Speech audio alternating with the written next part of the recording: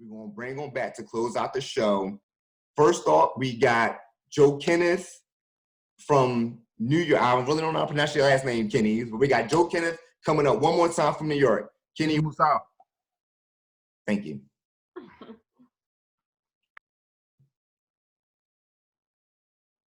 Is he back in? What y'all wanna do?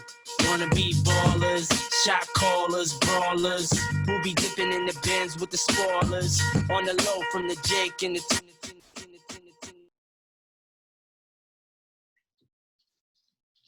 Cool.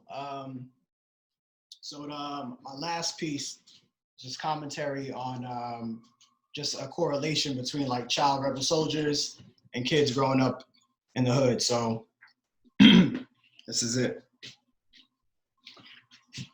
These kids growing up in slums for cities know nothing of this country, but are too familiar with red, that white, and blue as they pledge an allegiance to malfeasance, the hues of Crips and Pyrus, gang-banging survival tactics for kids who dropped out of high school, 21st century NWA with hearts colder than ice cubes.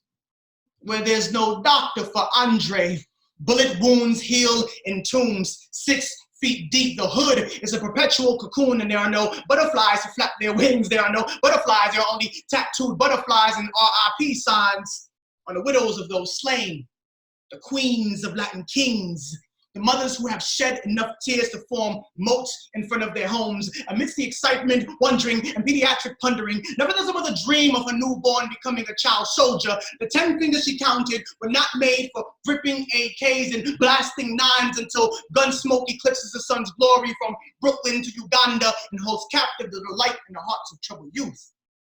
Kids have nothing to do with war, or the stubborn hubris of men who have forgotten that they're still lower than the angels, and that a God complex simply speaks of how fragile that the mind can be.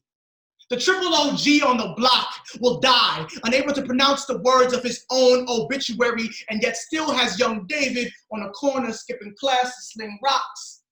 If we can't afford shares, why don't we invest in our youth and increase our livestock? These project high-rises aren't Goliath, so despite the height of adversity, there is nothing that can block the blessings that will fall from the heavens. These kids growing up in slums for cities just need a little bit of hope.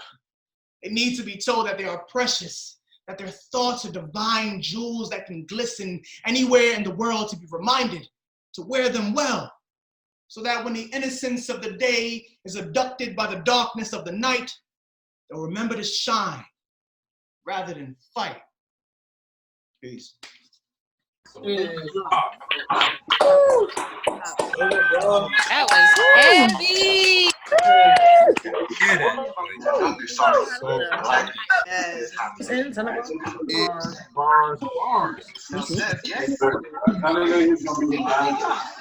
Oh God.